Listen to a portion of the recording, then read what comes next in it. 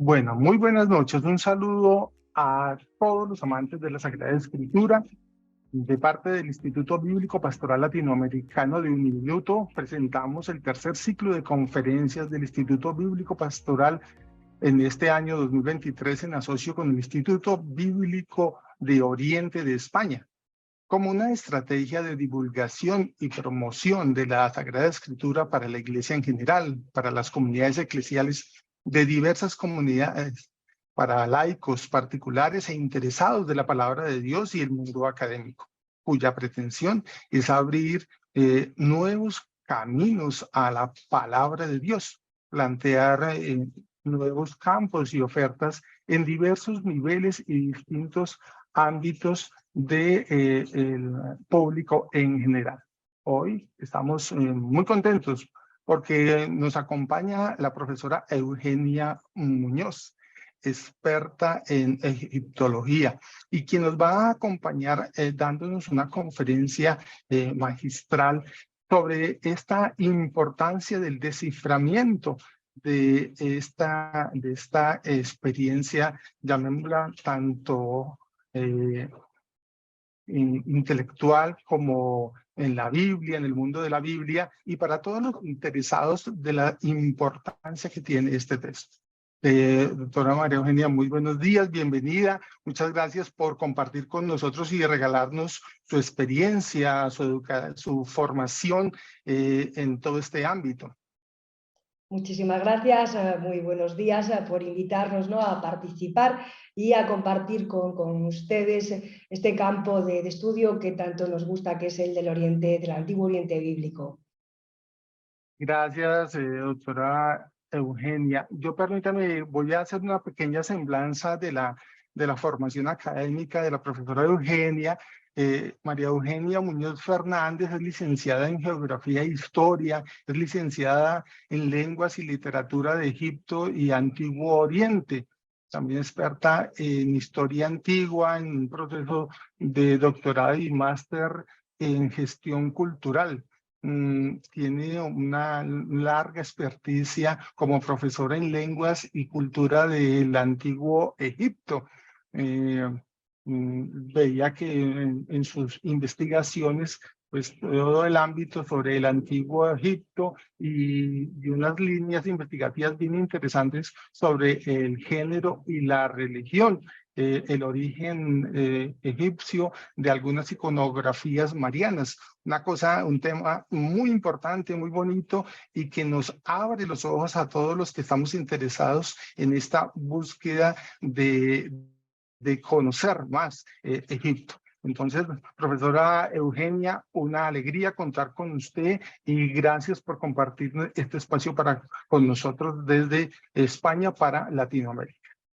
Pues muchísimas gracias. Como les dije antes, es todo un placer que hayan contado con nosotros, conmigo, para poder estar hoy aquí con todos ustedes. Bueno, entonces si usted desea, vamos a ir compartiendo la presentación y yo me callaré, le acompañaré y al final haremos alguna preguntita. Perfecto, a su entera disposición y cuando usted disponga podemos empezar. Pues en primer lugar, muy buenos días, muy buenas tardes a todos y todas por estar ahí escuchándolo, y quiero agradecer al Instituto Bíblico Pastoral Latinoamericano esta oportunidad que nos dan para poder llegar más lejos, para que más personas escuchen eso que estamos haciendo aquí en España, en León y en Santiago de Compostela. Yo voy a hablar hoy de la aventura del desciframiento y esta conferencia la he titulado Je tiens l'affaire, porque esa fue la palabra que escribió Champollion cuando logró leer por primera vez el jeroglífico. Hace ya más de 200 años que Champollion lee en la Academia Real de Bellas Letras francesas el texto en el que expone sus conclusiones sobre el desciframiento de los jeroglíficos. Podemos decir que hay una fecha que lo marca todo: julio de 1779. Esa fecha en la que se descubre la piedra de la Roseta marca un antes y un después y divide la historia del desciframiento de jeroglífico en dos grandes bloques. lo que hay antes del año 1779, que son diferentes maneras de enfrentarse al jeroglífico como un enigma y el nuevo camino que abre la piedra, el mirar esa escritura jeroglífica desde un punto de vista científico. Egipto tiene 3 escrituras diferentes y una figurativa. Esta es la clave. Partimos de 2 aspectos importantes de la cultura egipcia, aspectos que sorprendieron a las culturas que trataron de aproximarse al antiguo Egipto y que, en cierta manera, forman parte de la idiosincrasia de la cultura egipcia, sobre todo en la última etapa, lo que llamamos época tardía, momento en el que Egipto está fuertemente relacionado con Grecia y con Roma. Los egipcios, como dije, pues tienen diferentes escrituras. Y de estas 3 escrituras, la jeroglífica es una escritura figurativa. Jeroglífico, hierático y demótico. Las 3 escrituras que, como digo, se utilizaban en la última etapa del Egipto faraónico. De estas escrituras, la jeroglífica, por su materialidad, se tenderá a comprender como una escritura simbólica.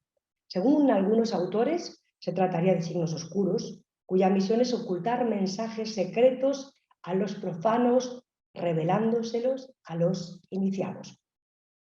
Cuando los griegos entran en contacto con la cultura egipcia, los egipcios, como comenté antes, tienen 3 tipos de escritura diferente y cada una de estas escrituras se va a utilizar en un contexto distinto.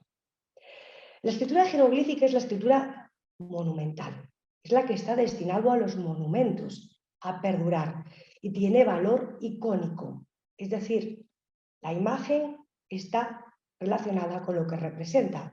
Es la escritura epigráfica por excelencia y está constituida a base de imágenes. Dentro de estas imágenes, de todos estos símbolos jeroglíficos, hay 2 tipos.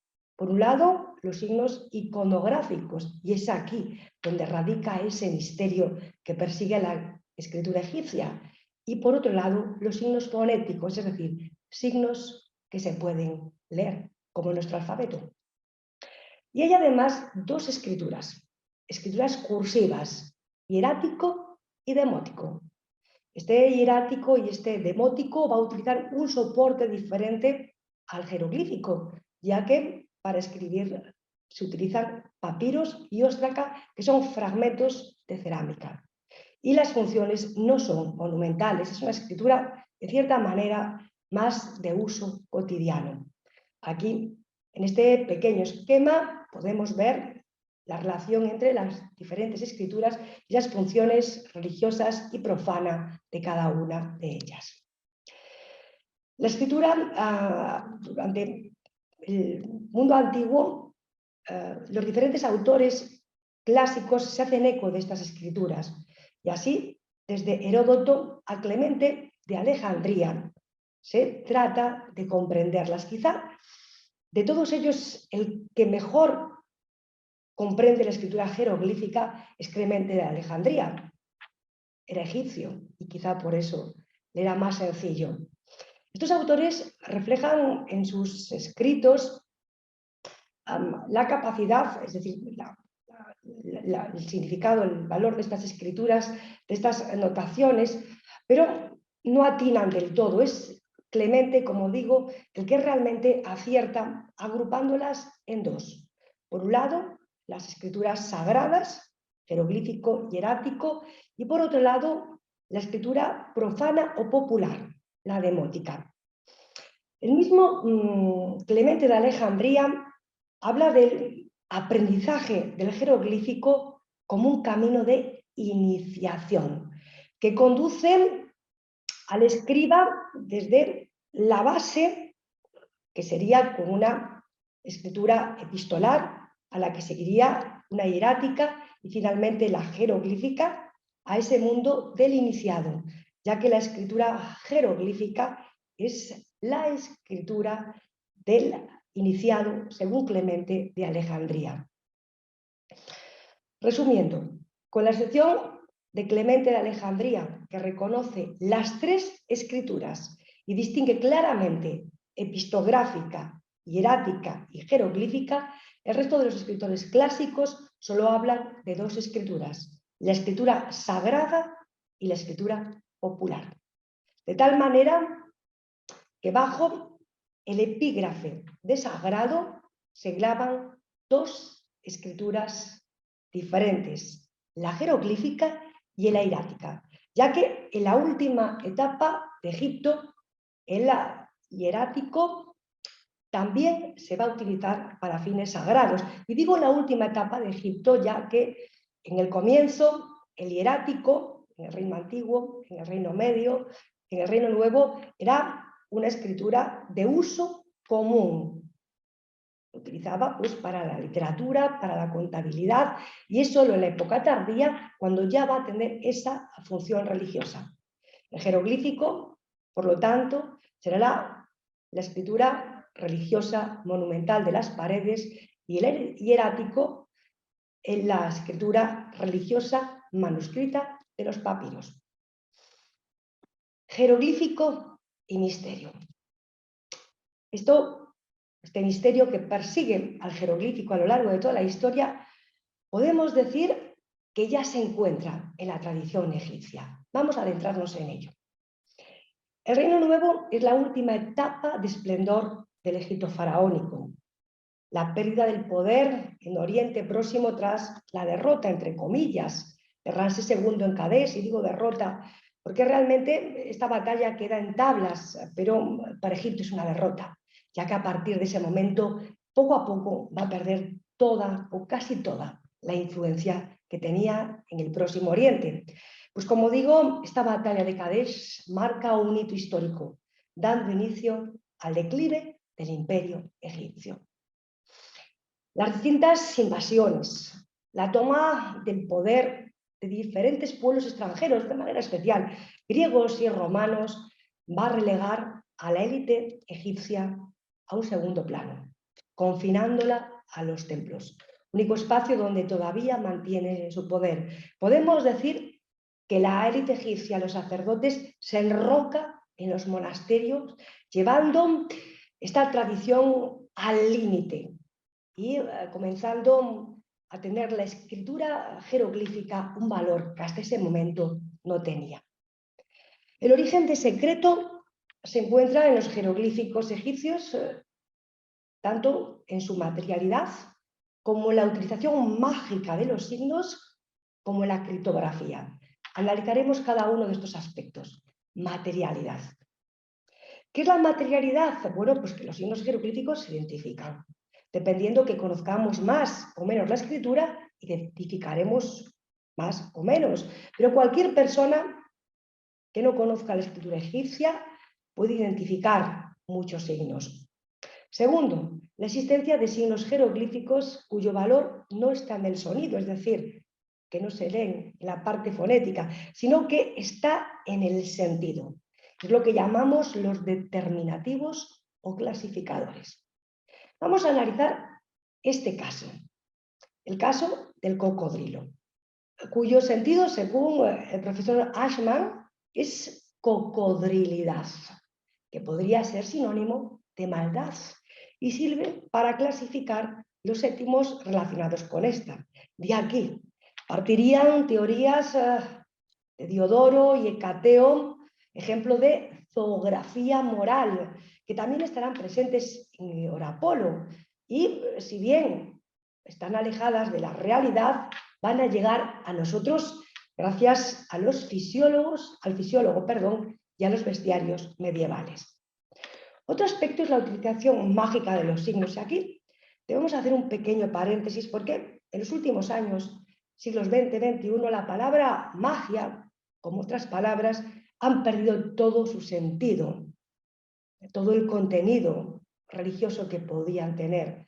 Magia en egipcio se dice Heka y es la capacidad de cambiar la realidad.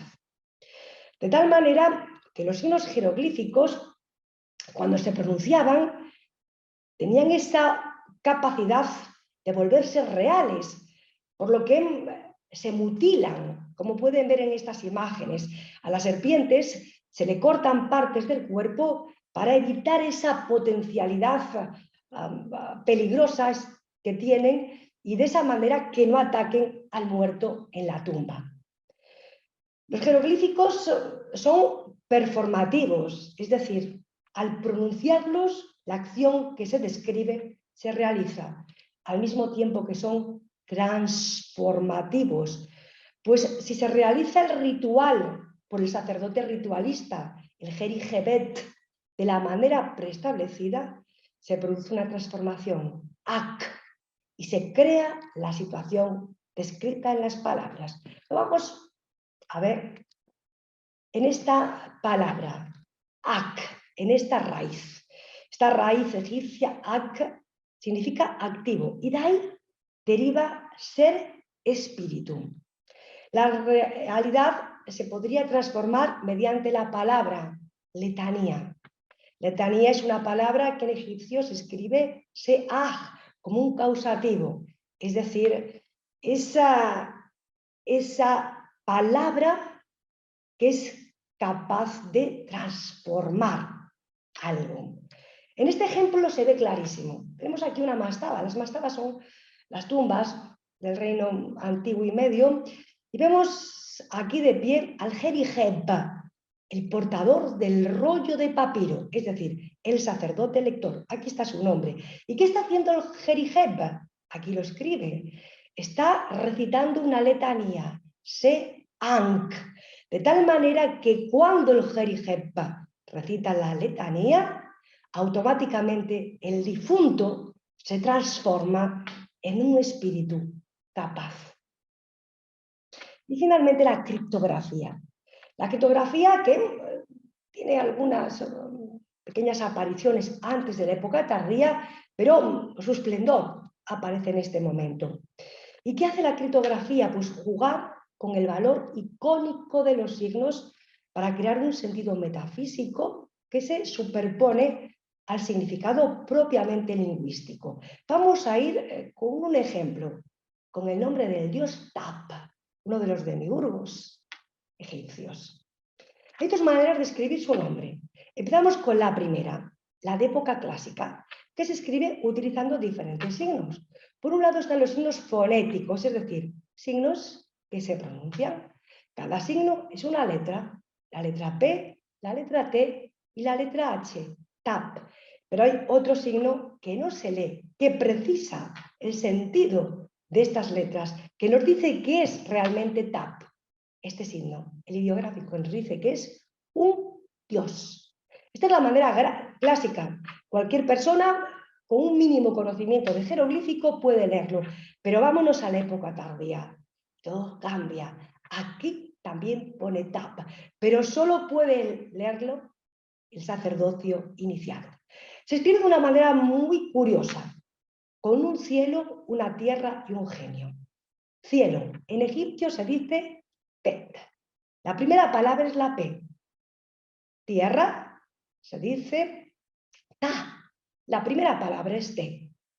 Y el genio es Hej, cuya primera letra es H. Por lo tanto, tenemos tres palabras de las que vamos a coger las tres primeras letras. P, T, H. Tap, igual que aquí. Mediante el principio de acrofonía la leemos, pero hay más. El genio está haciendo algo que caracteriza a un demiurgo, sujetando, separando el cielo de la tierra para que los hombres y las mujeres puedan vivir en ella. En este ejemplo vemos claramente cómo evoluciona la palabra, el nombre de Dios Tap, la forma de escribirlo y cómo en la acrofonía se va a incrementar ese sentido secreto, ese sentido mistérico, esa iniciación de la escritura egipcia. Por lo tanto, vemos que este origen de secreto que está en la cultura egipcia es el desencadenante de la visión de la escritura jeroglífica como una escritura oscura, cuya función es custodiar un secreto, un arcano, al que solo tiene acceso un grupo de adeptos. De esta manera el jeroglífico se convierte en una escritura superior a la alfabética, pues se encerraría secretos metafísicos reservados a una élite de iniciados. Dejamos el mundo egipcio y vamos a ver cómo esta tradición es recibida por la antigüedad. Momento en el que se produce una discriminación entre la semántica y la fonología. La discriminación entre la semántica y la fonología ve en la escritura jeroglífica un repertorio de imágenes que representan simplemente seres vivos, entre los que destacan animales, porque aparecían muchos. De esta manera, Tácito dice que los egipcios van a ser los primeros en representar pensamientos del espíritu a través de figuras de animales. Ammiano Marcelino dice que los jeroglíficos se caracterizan por la representación de pájaros y animales. Y finalmente, Chairemont, un egipcio del siglo I después de Cristo, dice que la escritura egipcia comprende todo tipo de seres vivos. Plutarco opone la escritura jeroglífica a la alfabética, ya que la jeroglífica tendría un funcionamiento similar al de los símbolos utilizados en la escritura. La escuela pitagórica por la escritura jeroglífica se expresa no por medio de palabras, sino mediante símbolos y enigmas, dice Plutarco. Así pues, la teoría que hace de los jeroglíficos signos independientes de la lengua con significados secretos partiría de una suposición que vinculaba la escritura con un secreto. Teoría que entendía la escritura como un medio de comunicación entre los dioses y los hombres a través de los sacerdotes. La teoría real de la escritura es mucho más práctica, es más sencilla. Nace como memoria artificial de una sociedad para el buen desarrollo de la misma, tanto a nivel administrativo como religioso o político. La escritura no estaba al servicio del secreto, sino de la burocracia de la historia o la religión.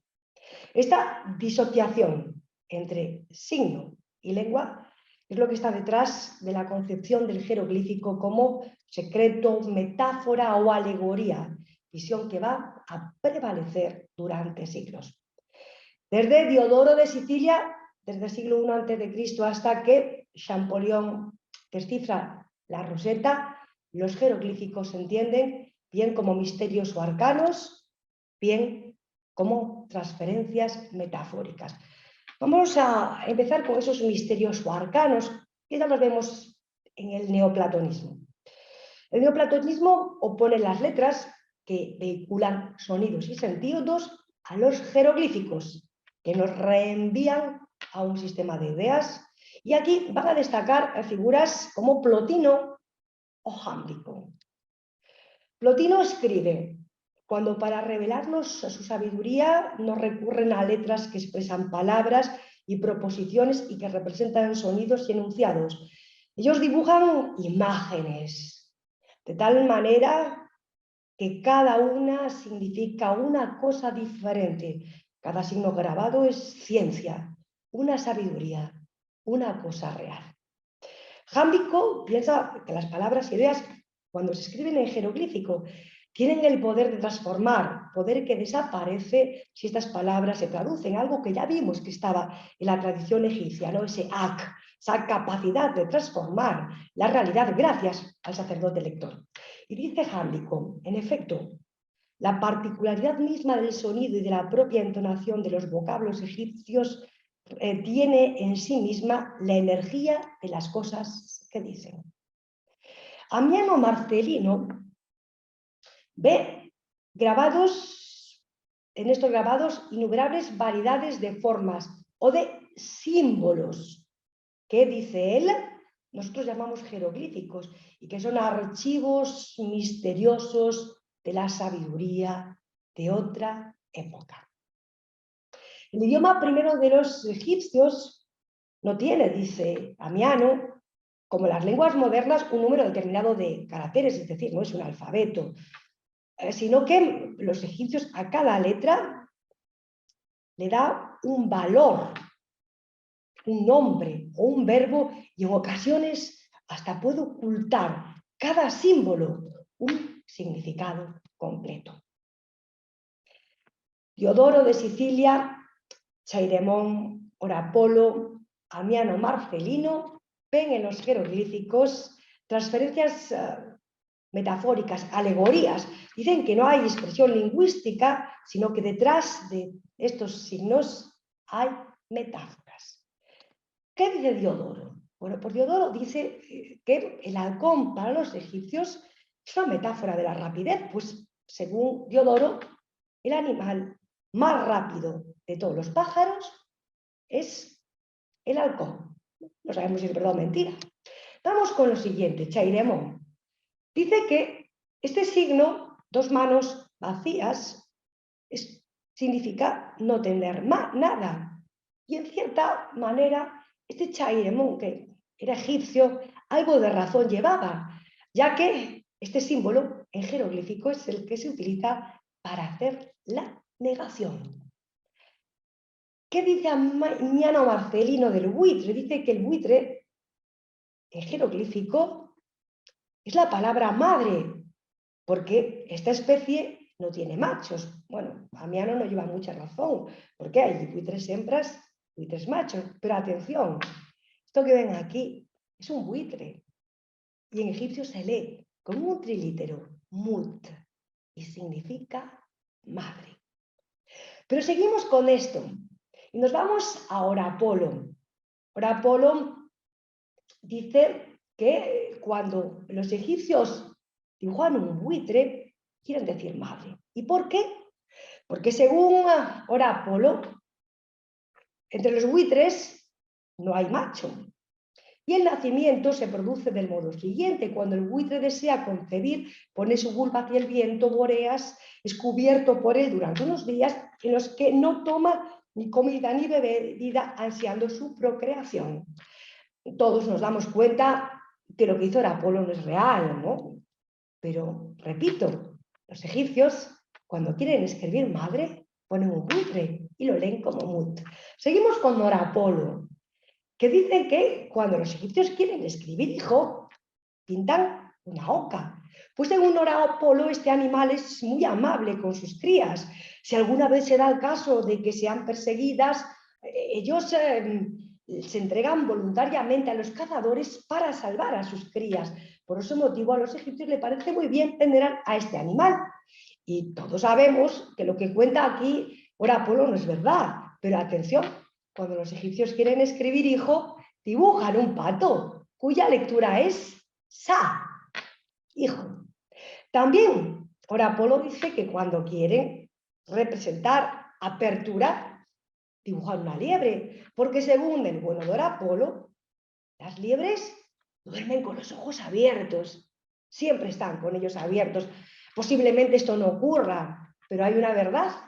Cuando los egipcios quieren escribir apertura, abrir, escriben una liebre, fíjense, es símbolo bilítero, UN, unilítero N, y determinándolo una puerta, para que entendamos que esto significa abrir.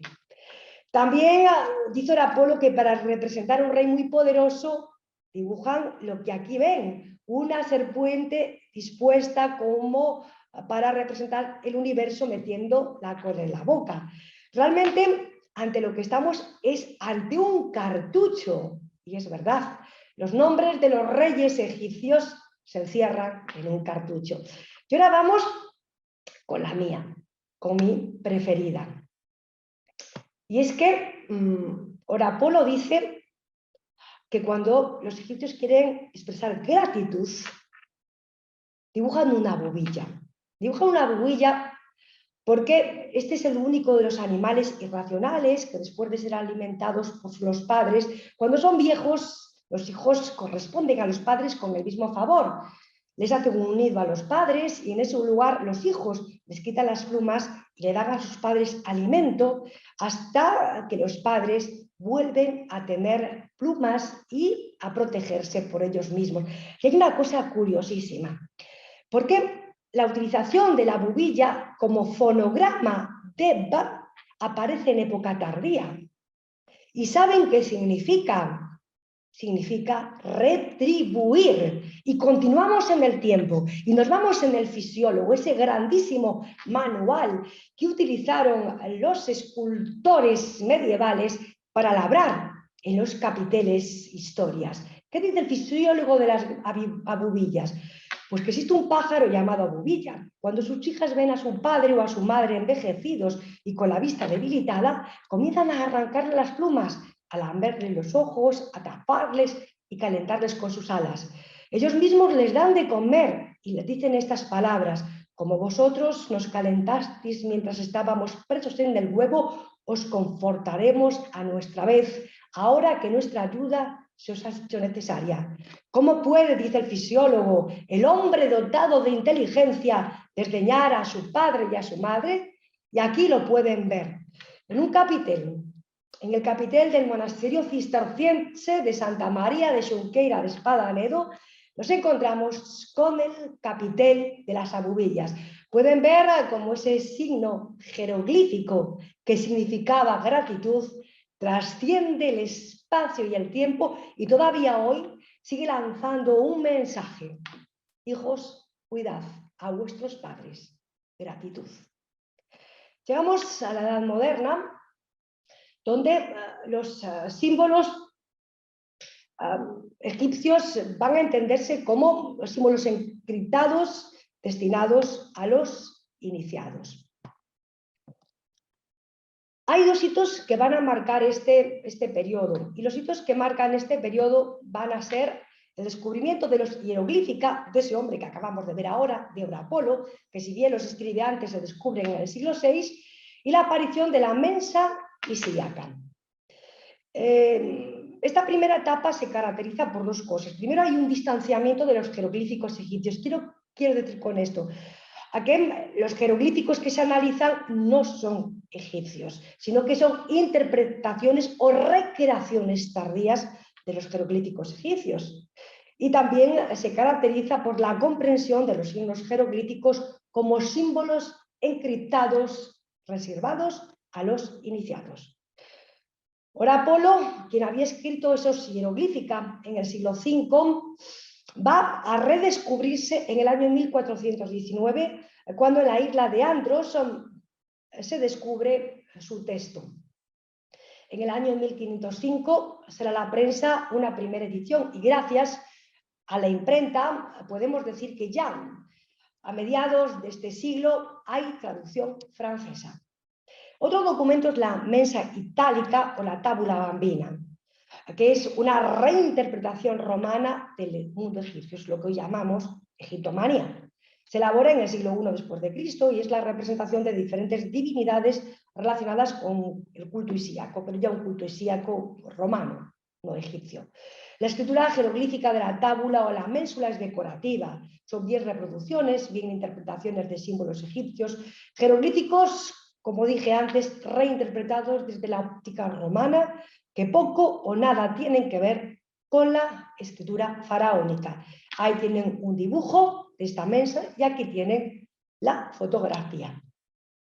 Ambos descubrimientos ayudan a reinterpretar los jeroglíficos egipcios, una vez más desde el punto de vista simbólico, integrándose en la visión neoplatónica según la cual el mundo se compone de símbolos que es necesario descifrar.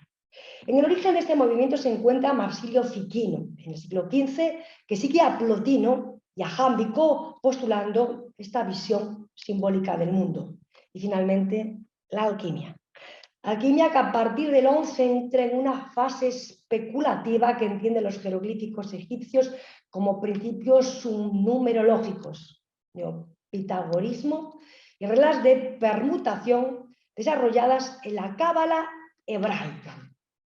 Parte de estas ideas las va a recoger Atanasio Kirchen, de quien hablaremos después, en un texto que consagra la alquimia dentro de su obra Oedipus Aegyptiacus. En definitiva, durante el Renacimiento la palabra jeroglífico se redimensiona empleándose para designar todo tipo de representación que tenga una significación secundaria y oculta.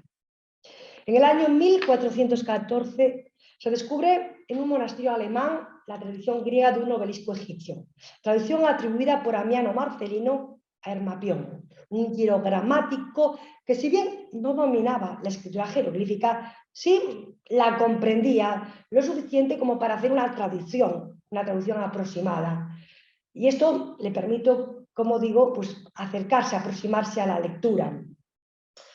Finalmente, esta traducción es despreciada por Kircher, que pensó que Amiano Marcelino no había comprendido la auténtica naturaleza de los jeroglíficos. Si se le hubiese prestado más atención a este texto, posiblemente el jeroglífico se hubiese traducido muchos años antes. En el siglo XVII tenemos dos figuras, pero quizá la más importante es Atanasio Kircher, que es un jesuita, enciclopedista, cuyas líneas de investigación son muy dispersas, ya que van desde los límites de la ciencia, cábala, ocultismo, búsqueda de la lengua adámica, pasa por la interpretación de los textos jeroglíficos como alegorías, siguiendo de esa tradición que había inaugurado por Apolo, pero también Kircher se enfrenta a jeroglíficos, se enfrenta a la cultura egipcia de una manera más científica y elabora 10 obras dedicadas a Egipto, donde el copto está en el centro. Y el copto es fundamental porque el copto es una escritura que codifica una lengua, que es la lengua egipcia, en la última etapa de su vida. De tal manera que Kircher es el primero en proponer que la escritura hierática es una cursiva de los jeroglíficos, observación que va a ser fundamental. Repito, de Atanasio quizá lo más importante sea el ver la relación que se establece entre el copto y las lenguas y las escrituras egipcias. Sus investigaciones más científicas son importantes de cara a la comprensión de las escrituras egipcias. Concluyendo, en Kircher se dan cita dos vías de estudio que hasta el descubrimiento de la piedra Rosetta marcan distintas líneas de investigación. Por un lado, el ala científica, que trata de entender la lengua de los antiguos egipcios a través del propio jeroglífico, y la especulativa, quienes se empeñan en continuar con la búsqueda simbólica remontándose a la antigüedad clásica. Fabri de Pictet tiene una serie de documentos escritos en jeroglíficos y a través de ellos, de esta documentación, va a proponer una vez más estas conexiones entre copto y antiguo Egipto. En la edad moderna van a restablecerse los lazos entre escritura y lengua en la segunda parte, en el siglo XVIII. El chino y el jeroglífico, ¿no? Algo casi a simple vista podría parecer un poco alocado, pero bueno, tiene su fundamento. Partimos de una interpretación que ve en el jeroglífico una escritura universal, comprensible por todos, totalmente disociada de la lengua, de tal manera que escritura china y egipcia, ambas tienen ideogramas, serán modelos en lo que inspirarse. La comprensión de los jeroglíficos estará durante mucho tiempo ligado al sistema de escritura chino. Joseph de Quinda afirmaba que la China había sido una colonia egipcia. Este hombre proponía que ya en la época de Sesostris, allí en el Reino Medio, los egipcios habían llegado a la China, los habían colonizado y los chinos habían tomado el jeroglífico del que se inspiraron para inventar su propia escritura. Algo que, bueno, a simple vista pues vemos que no tiene mucho sentido. Pero hay un detalle importante, y es que al comparar las dos escrituras se abre la posibilidad de que los signos jeroglíficos puedan ser leídos, porque el chino se lee. La escritura jeroglífica, dice el mismo autor, se puede escribir en columnas o en líneas. Si bien el sentido, como el de la mayor parte de las lenguas semitas, es de izquierda a derecha, puede variar, algo que también es cierto. Indica que los signos deben interpretándose haciendo parte de un grupo completo y no de manera aislada, es decir, que varios signos deben de leerse en conjunto. Y también indica que la lengua egipcia comparte raíces con las lenguas semitas, y es que la lengua egipcia, es una lengua camito-semita. William Warburton va a enfrentarse al egipcio de otra manera. No es que le interese la filología ni los aspectos que hasta ahora se venían desarrollando, sino que en busca de esta lengua adámica él va a desarrollar una evolución, un árbol genealógico de las escrituras que pueden ver en este cuadro. Parte de la escritura figurativa, la más antigua, que él dice que la cual habría representación natural de las cosas, y el ejemplo, el máximo exponente sería la escritura mexicana.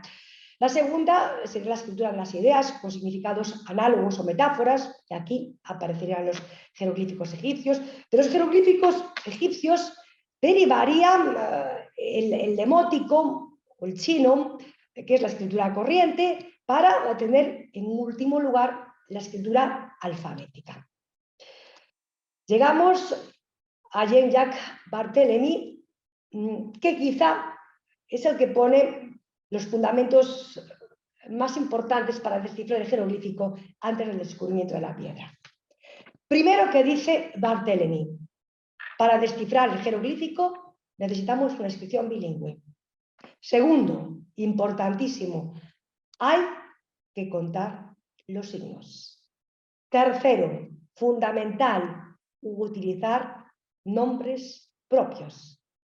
Cuarto, es necesario que una letra exprese siempre el mismo valor. Por lo tanto, cada letra tiene un valor sin variar su traducción según el deseo del investigador. Los signos ovales, que rodean ciertos grupos de signos, encierran nombres de reyes, y los jeroglíficos son una escritura que transcribe una verdadera lengua, y esa lengua es el copto. En todo esto se va a inspirar Jean-François Champollion para poder descifrar el jeroglífico. Y llega la fecha, llega el día, llega el momento, 1799. Corría el verano del año 1799 cuando el oficial del cuerpo de ingenieros, Pierre-François Xavier Bouchard, alertado por su equipo, descubre en un viejo muro una piedra negra cubierta de inscripciones. Ante la inminente importancia del descubrimiento, se procede al transporte de la piedra a Alejandría. Un equipo de sabios se va a encargar de su estudio. Aquí ven el dibujo de Rosetta y aquí una reconstrucción. Fíjense, algo muy importante. La parte más incompleta, de la que menos texto tenemos, es la jeroglífica. Tras un primer reconocimiento, los expertos llegan a la conclusión de que en la piedra negra se escribió un único texto en 3 escrituras diferentes. En la parte superior, jeroglífico. En el centro, una escritura cursiva, semejante al árabe. Y finalmente, el mismo texto, pero ahora escrito en caracteres griegos. Jeroglífico, demótico, griego. En la piedra de la Rosetta se escondían las claves de la escritura jeroglífica. El que lograse descifrarla pasaría a la posteridad. Y esta carrera es importante porque enfrenta a franceses e ingleses.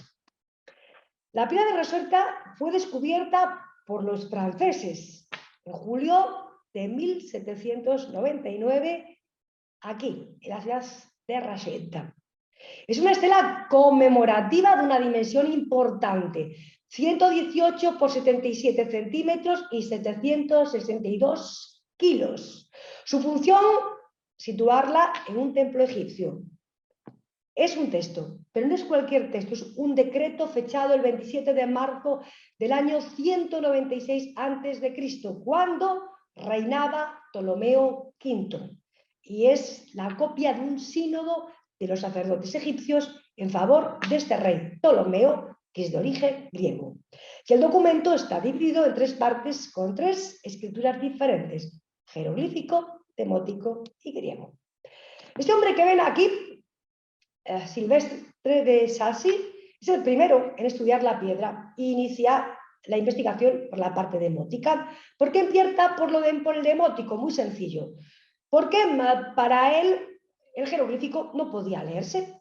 Y entonces el demótico al ser una escritura cursiva, tenía más aspecto, más trazos, te podía leerse. Como digo, para la parte jeroglífica expresa ideas y la escritura cursiva sería más alfabética que figurativa. Guiado por Plutarco, clasifica los signos demóticos en 25 grupos y partiendo de los trabajos de Barthélemy sobre los cartuchos y ayudado por el griego, identifica los grupos correspondientes a los nombres propios: Ptolomeo, Arsinoe, Alejandro y Alejandría. Si bien los identifica, es decir, los localiza, sabe dónde están, no logra identificar el valor de cada uno de los caracteres individualmente. Es decir, él simplemente sabe que allí pone Ptolomeo, pero no logra leer P-T-O-L. Eso no lo hace. Siguiendo los trabajos de Barthélemy, llega David Arkevad, que inicia el estudio, como siempre, por el demótico, y ayudado por el griego y los estudios de sus predecesores, descifra todos los nombres propios. Él sí que llega a leerlos, cada una de las letras. Y más, podemos decir que es este señor el primero en descifrar un texto egipcio. No el jeroglífico, pero sí el demótico, ya que logra leer la inscripción. Al igual que Saki y Arkevad, aparece este inglés, Thomas Young. Este hombre, este científico, que un verano aburrido decide traducir el jeroglífico. ¿Y cómo lo hace? Pues como todo el mundo, iniciando por la parte demótica. Continúa con la misma técnica, aísla los nombres propios egipcios y los compara con los griegos y saca una serie de conclusiones. Primero, que el demótico está relacionado con el jeroglífico, lo cual es cierto porque es la misma lengua, pero diferente escritura. Y segundo, que el sistema egipcio está compuesto por diferentes tipos de signos y se enfrenta a los cartuchos. Y entonces empieza a leerlos y él dice, bueno, vamos a ver, él sabe que aquí pone Ptolomeo y por lo tanto, si aquí pone Ptolomeo, a este signo de aquí le da el valor de P, a este de aquí le da el valor T. Este, como no le encaja, dice que no se puede leer, que es un signo que no es necesario. Continúa con este y a este lógicamente le toca la siguiente lectura, lo o le, a este man o n, a este i y a este os. De tal manera le tolo, tole, ma y os. Se va con el siguiente cartucho y hace exactamente lo mismo. Este lo lee vir porque Berenice empieza por vir. Esto como E porque la siguiente letra es una E, vire, una N, una I, vireni. Este no es necesario, no sabe por qué lo ponen ahí. Este tiene que ser que o ken, por lo tanto tenemos vireniken. Estos aquí son signos y ideas, no se leen, son signos femeninos y nos están indicando que esto es una mujer y no un hombre como el anterior. Jung trabaja con 13 signos distintos, de los cuales solo logra leer correctamente 4. P, T, I y N. Pero no llega a los valores de los signos a partir de un trabajo científico, sino transponiendo las letras griegas a los signos egipcios, es decir, valores que adivina a partir del conocimiento de los nombres griegos. Y llegamos a Jean-François Champollion, o el padre de la egiptología. Podemos decir que este gran erudito francés pasa por diferentes fases, algunas no muy científicas y en las que se encuentra un poquito disperso. La primera fase es antes del año 1820. Tiene múltiples intereses, pero tiene uno especial y es el copto. Él intuye a que el copto es egipcio y por lo tanto se dedica en cuerpo y alma a estudiar esta vieja escritura que logra conocer gracias a un sacerdote francés que todavía conoce el copto. El conocimiento de esta antigua lengua, que es la lengua de la liturgia copta cristiana, junto con toda la biblioteca que su hermano le proporcionó y donde estaban textos de Barthélemy o de Joseph de Guinness, los lleva a a elaborar una serie de teorías. Y así va a pronunciar una primera conferencia, la escritura de los jeroglíficos, donde Champollion va a aportar sus primeras contribuciones al estudio del egipcio.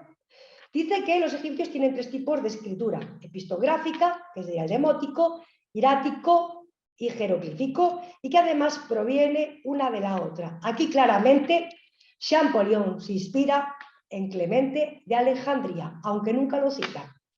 Lo siguiente es que los signos jeroglíficos son símbolos o ideogramas al mismo tiempo que deben de transcribir el sonido, más exactamente en los nombres de las personas. Él te manda una carta a François Artaud el 18 de septiembre en la que le da una serie de ideas. Dice que estos 2 signos juntos deberíamos de traducirlos por Dios gracioso. La traducción real es Dios bueno, Necher, Nefer. Y también dice que el jeroglífico, al igual que el chino, cuando escribe el plural, lo puede hacer de varias maneras, bien cogiendo un signo y repitiéndolo 3 veces, o bien colocando al lado del signo 3 trazos, ya que los egipcios hacen el plural a partir de 3. Correcto.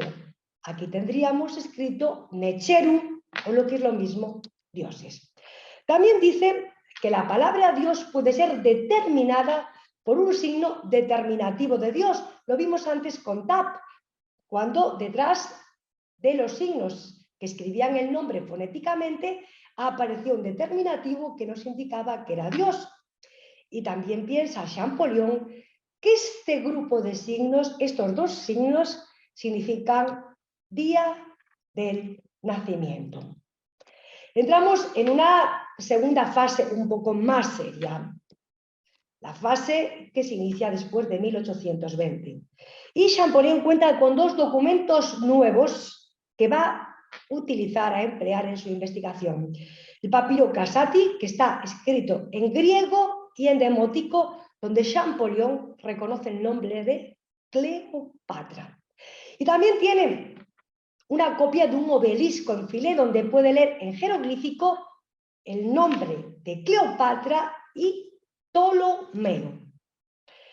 Se inspira en los trabajos de Jung y sobre los nombres de Ptolomeo y Berenice y empieza a traducir el jeroglífico.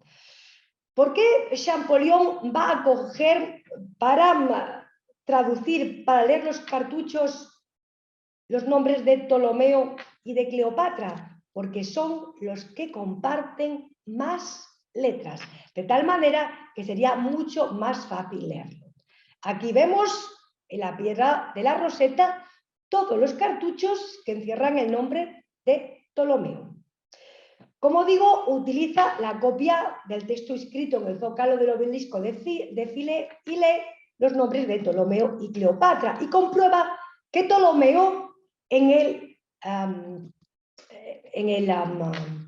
zócalo del obelisco se escribe exactamente igual que Roseta, pero además ve que al lado de Ptolomeo hay el nombre de una mujer en el obelisco y él supone que tiene que ser Cleopatra porque es la hermana y la esposa. Por lo tanto, parte de una realidad, ahí en ese documento está escrito Ptolomeo y Cleopatra y va a empezar a traducir. Iniciamos. Primero símbolo. Debe ser la letra P, porque Ptolomeo y Cleopatra la comparten, y donde Ptolomeo utiliza una P en primer lugar, Cleopatra la tiene en el 5º lugar. Por lo tanto, esto debe de ser P. Vamos con ese segundo signo que no tenía ningún valor de lectura para Jung. Y Champollion se da cuenta que coincide que el tercer signo de Ptolomeo es el 4º de Cleopatra, por lo que debe de ser una O.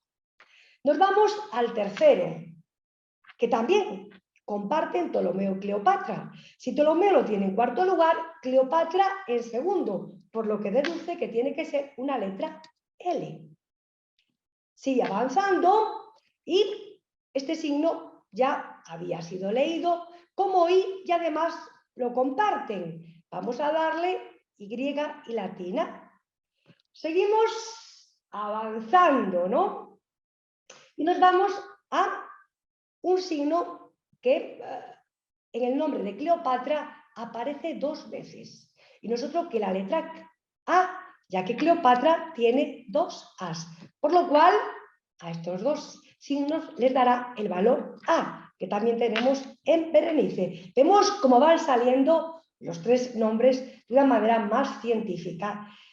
Y finalmente irá al nombre de Cleopatra y de Berenice, que comparten la letra R. Ya tiene casi todos los signos y dice, bueno, el primer signo de Cleopatra debe de ser una K, porque era como los griegos escribían Cleopatra. Y el segundo dice, tiene que ser una letra T, para que nos salga la palabra Cleopatra. Yo aquí puse D, porque si bien el A lee como T, la lectura en jeroglífico es una D. Lo que ocurre es que el símbolo, la letra D y la letra T son letras muy próximas y se confunden en la pronunciación. Por lo tanto, podemos ver cómo el bueno de Champollion, de una manera científica y asignando a cada letra, a cada símbolo, perdón, siempre el mismo valor de lectura, logra leer Tolmis Cleopatra. Por lo tanto, todo aquello que para Jung no tenía valor, en Champollion tiene sentido y logra descifrar los cartuchos. ¿Por qué lo hace? Porque va a seguir los principios de Barthélemy y comprueba que el cuadrado es la letra P, pero es la letra P por la única razón de que la P del nombre jeroglífico de Cleopatra está escrito de la misma manera que la P del nombre de Ptolomeo. Ya se pone como un loco a leer todos los jeroglíficos hasta que logra organizar un alfabeto jeroglífico e inmediatamente le escribe su carta a Monsieur Dancier, donde expone a que el jeroglífico no es sencillo. Encuentra el valor fonético de 11 signos, de los cuales 7 son consonantes. 4 vamos a decir que son vocales, aunque realmente son semiconsonantes, ya que los egipcios no escriben en jeroglífico vocales. Y además hay otra serie de signos, dice él, que no se leen, que son la marca del femenino, esta T y el huevo. Y concluye, la escritura egipcia escribe las consonantes sin preocuparse por las vocales que el griego exige. Ciertos signos diferentes en su aspecto incluso pueden expresar el mismo sonido o sonidos parecidos. Y anuncia, yo tengo la certidumbre de que los mismos signos jeroglíficos fonéticos empleados para la representación de los sonidos en nombres propios griegos y romanos también se utilizan en los textos ideográficos grabados con anterioridad. ¿Qué quiere decir Champollion?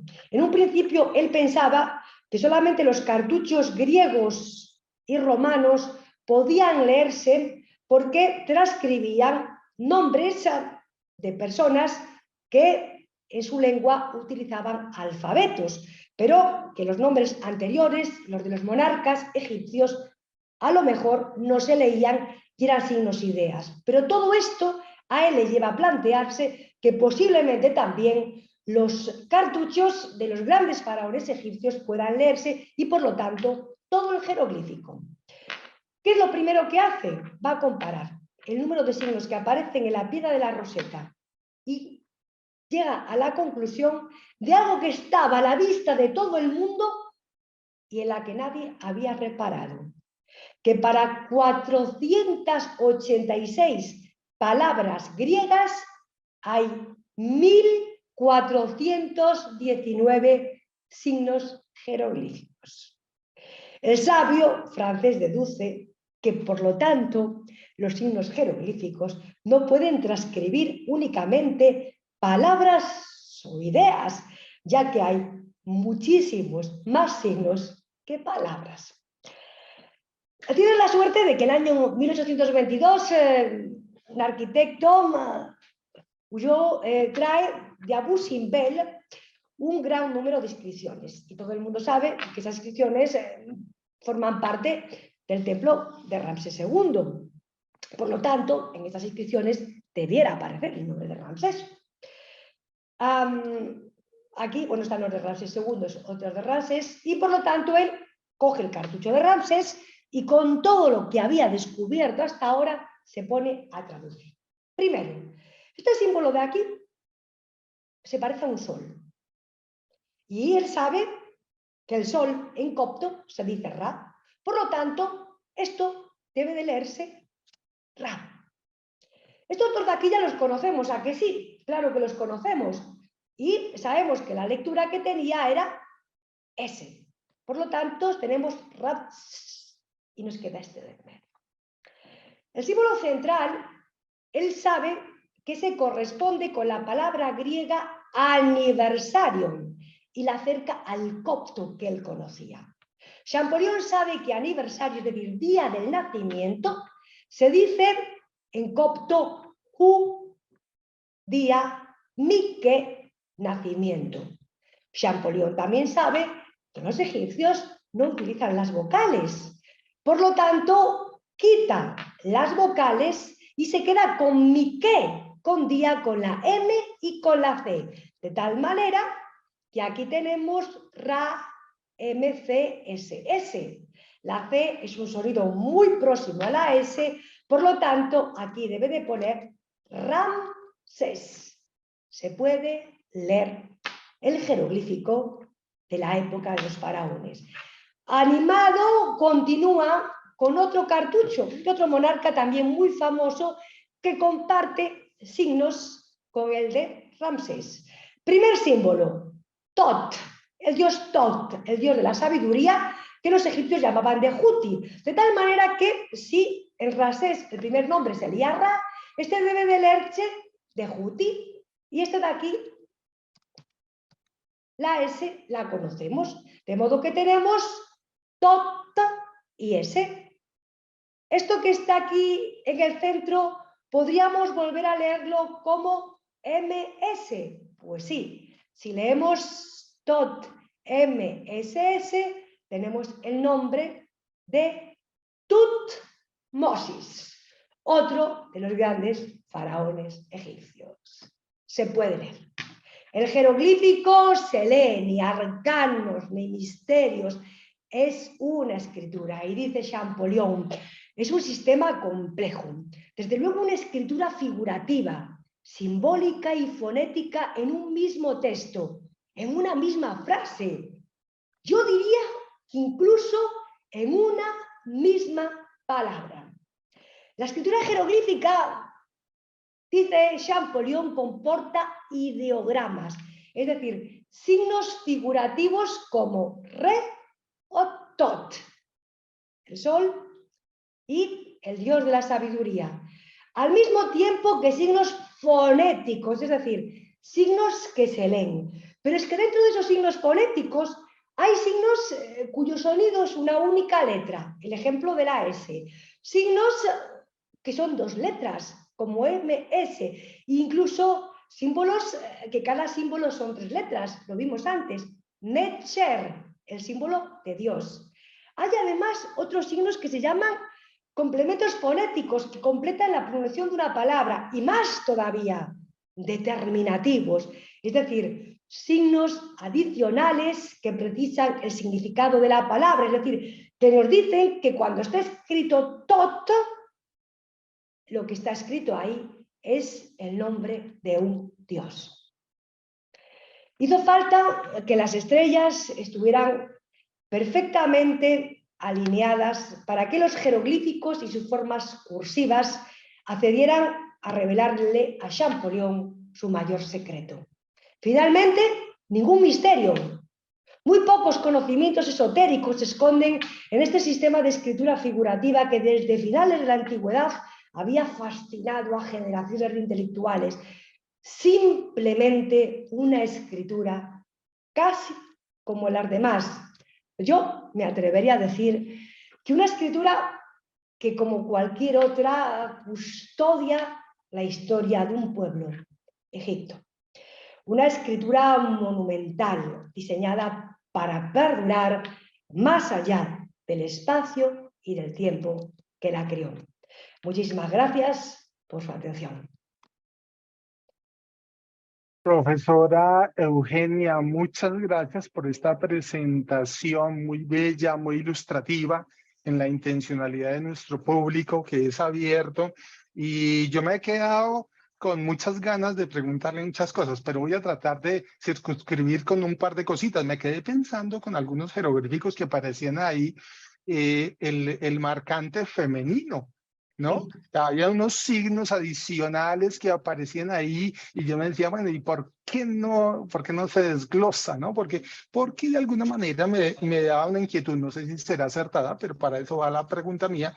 Si ese marcante femenino, esa escritura sobre una mujer o sobre una experiencia femenina, ¿cierto? Tiene un valor profundo porque yo pues pensaba y me devolvía un poquitico a su inquietud investigativa sobre las iconografías marianas o femeninas como tal, ¿no? ¿Usted nos regalaría una sencilla explicación? Sí, sí, bueno, hay dos cosas, hay dos signos. Vimos la T y vimos el huevo. Son dos signos distintos. La T, el semicírculo, es un signo fonético, se lee, pero es el femenino, porque el femenino en egipcio se hace añadiendo una T al masculino. Por ejemplo, la palabra hermano en egipcio se dice sen. ¿Cómo transformamos hermano en femenino? Colocándole una T. Por lo tanto, leeríamos senet, que significa hermana.